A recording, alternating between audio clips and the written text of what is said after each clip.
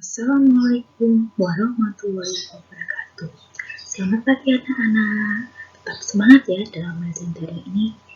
Kita harus tetap memperlakukan protokol kesehatan, yaitu memakai masker, jaga jarak, dan mencuci tangan menggunakan sabun.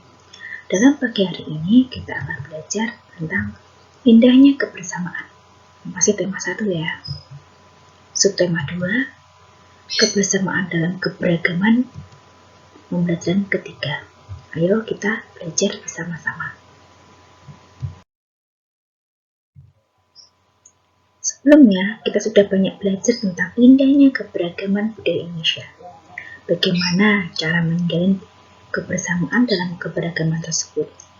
Mari kita gali lebih lanjut. Siapa yang tahu ini permainan apa? Ada gambar ini. Nah, salah satu permainan tradisional yang sangat menarik adalah permainan bagian. Permainan satu ini berasal dari Sumatera Barat. Bagia atau bisa disebut dengan trompa bagia di Sumatera Barat merupakan permainan yang membutuhkan kekompakan. Ini gambarnya ya, bagia. Mungkin kalian pernah nonton Ipin ya dengan menggunakan bagia. Mereka mengatakan trompa ya.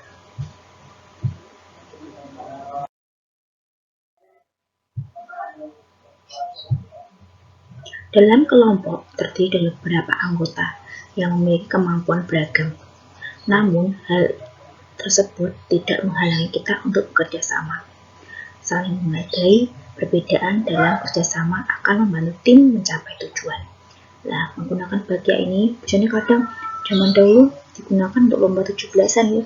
Tapi sekarang corona tidak ada lomba-lomba ya. Ini bagia, ini ada mungkin 3 orang menggunakan satu seperti sandal yang terbuat dari kayu. Jadi langkahnya harus bersama. Nah, ini harus membutuhkan kekompakan untuk mencapai tujuan, yaitu mencapai finish. Nah, perlu kekompakan.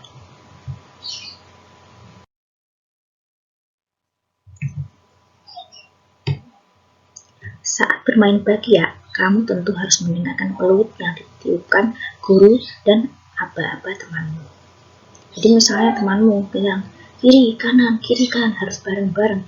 Karena kalau tidak diberi aba-aba, teman kita mau yang depan mau berjalan dari kiri atau dari kanan dulu, kita harus sejalan, harus bersama-sama agar mencapai tujuan. Kegiatan tersebut tentunya membutuhkan pendengaran yang baik. Masihkah ingat kamu tentang pentingnya indera pendengaran? Ayo kita ingat kembali.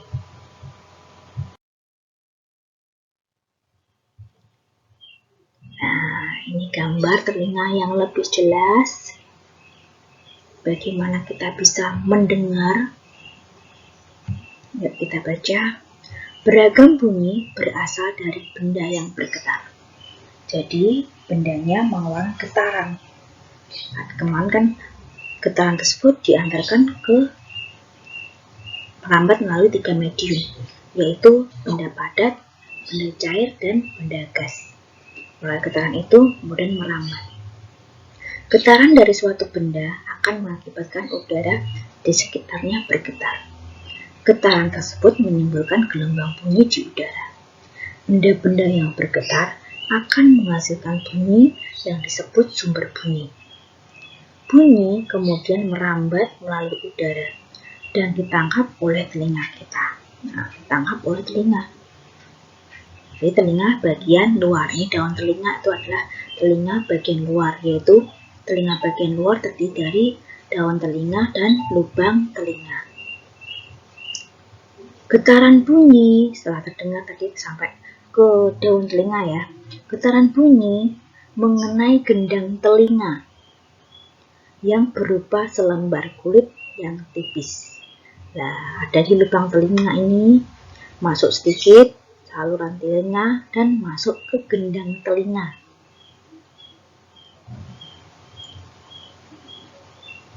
Getaran dari gendang telinga menjadi lebih besar di telinga bagian tengah dan diubah menjadi pesan atau sinyal listrik di telinga bagian dalam. Nah, gendang telinga dan kemudian 3 saluran pendengaran itu termasuk telinga bagian tengah. Kemudian sinyal tadi diperkuat dan di telinga tengah kemudian masuk ke telinga bagian dalam. Di telinga bagian dalam ini terdiri dari 3 saluran tengah. Dan di sini ada bentuknya seperti rumah siput, dinamakan klokea.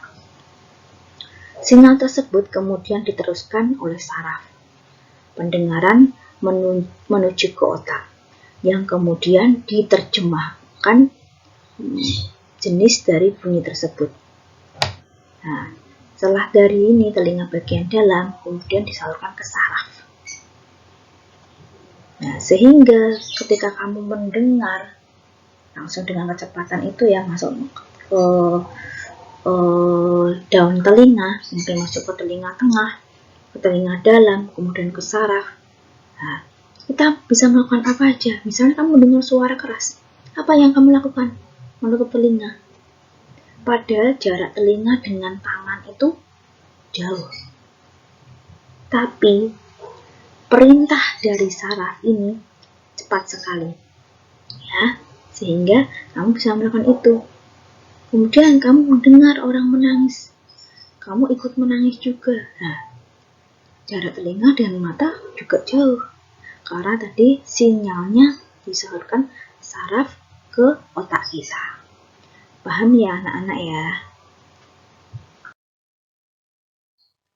Nanti sudah tahu bagaimana cara kita bisa mendengar dari telinga luar dan salurkan ke telinga tengah, kemudian dilanjutkan ke telinga dalam, kemudian dihubungkan ke saraf dan diterima oleh otak. Sehingga dengan kita bisa mendengar, anggota tubuh yang lain bisa melakukan gerakan karena perintah dari otak. Nah, dengan alat indera tersebut kita juga perlu merawatnya. Nah, bagaimana cara merawat indera pendengaran? Jangan dirawatkan telinganya, apa dibiarkan saja telinganya tidak dirawat sama sekali. Nah, yang pertama cara merawat yaitu hentikan kebiasaan mengorek telinga. Jadi telinga jangan dikorek-korek, apalagi dengan benda yang tajam atau mungkin gatal ya, dikorek-korek pakai jari, kukunya kotor, habis main hitam-hitam. Nah, digunakan untuk mengorek telinga, nanti telinganya bisa tambah kotor. Jadi tolong hentikan kebiasaan mengorek telinga. Gunakanlah cotton bud untuk membersihkan telinga. Yang kedua, jauhkan telinga dari suara yang terlalu keras. Mungkin suara yang bising, kamu mau nyetel musik terlalu keras, itu juga tidak baik buat telinga kamu. Atau kalian menggunakan headset ya, bukan handset tapi headset kayak kepala ya. Itu kamu udah di telinga, kamu setel yang keras-keras sehingga kamu dipanggil pun tidak mendengar. Nah, lama-kelamaan nanti bisa menjadi tuli. Jadi tolong kalau mendengar suara itu yang standar saja, yang tidak terlalu rendah, tidak terlalu tinggi suaranya. Lanjut yang ketiga, menjaga telinga agar tetap kering. Nah, telinga ini dijaga agar tetap kering. Jangan sampai telinga itu basah. Apalagi mungkin kalau sakit bisa mengeluarkan itu seperti nanah ya.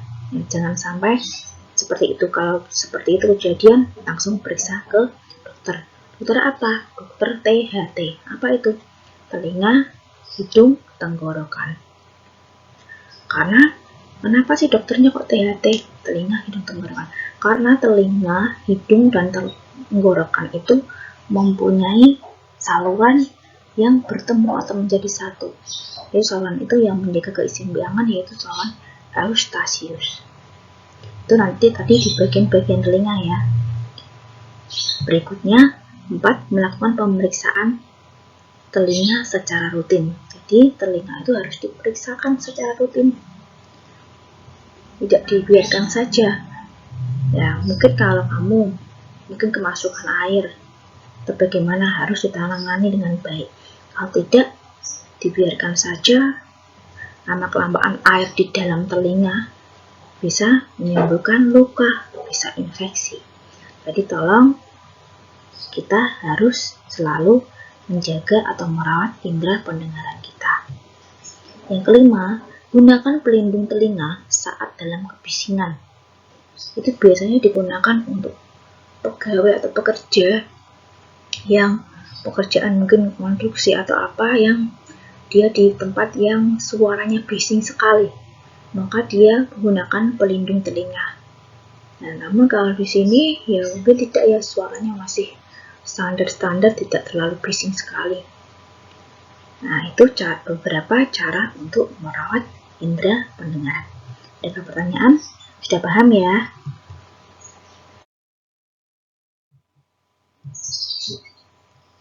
Di pembelajaran sebelumnya, kamu sudah membaca cerita tentang tong sampah gotong royong.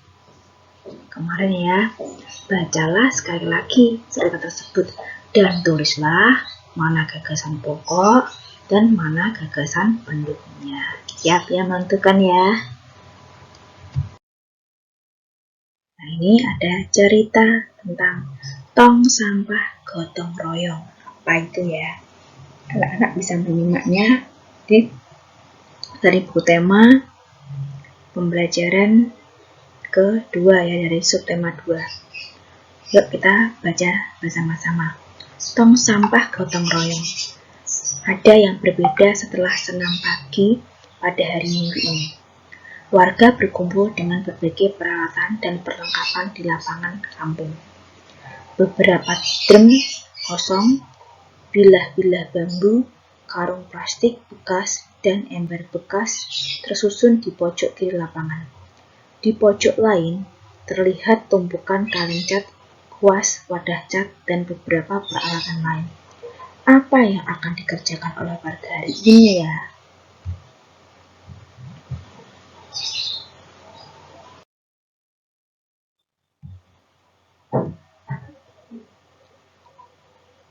Pagi hari, Pak Made dan keluarganya harus melakukan ibadah pagi terlebih dahulu di pura. Sementara itu, warga bekerja sejak pagi bergotong royong menyiapkan tempat sampah baru. Udin, Siti, dan Edo membantu Pak Ismail dan beberapa warga lain menganyam bilah-bilah bambu menjadi keranjang sampah. Keranjang ini akan menjadi tempat sampah kebun, seperti daun-daun kering, batang, dan buah yang berjatuhan di bawah pohon. Lani memilih untuk membantu warga yang memoleskan cat dasar putih pada drum dan ember bekas.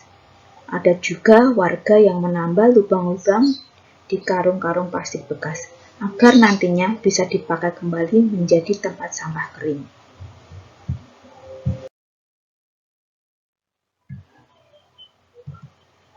Kira-kira pukul 10, Pak Made, Dayu, dan keluarganya sudah kembali dari kegiatan ibadah. Tong-tong sampah baru siap dihias. Pak Made, Bu Made, dan Dayu berkeliling membuat pola hiasan di tempat-tempat sampah baru. Lani turut membantu Dayu. Setelahnya, warga bergotong royong mengecat dan memperindah hiasan tempat sampah. Sebelum matahari meninggi, sudah ada 12 tempat sampah baru yang dihasilkan warga secara bergotong royong. Drum bekas, ember bekas, karung plastik, keranjang anyam sudah berubah menjadi tempat sampah yang cantik. Nah, ini contohnya ya, gambarnya ya, tempat sampah yang cantik. Mari kita identifikasi mana yang termasuk gagasan pokok, mana yang termasuk gagasan pendukung. Sudah siap ya? Oke, kita mulai dari paragraf pertama. 1. Ada yang berbeda setelah senam pagi pada hari Minggu ini. 2. Warga berkumpul dengan berbagai peralatan dan perlengkapan di lapangan kampung.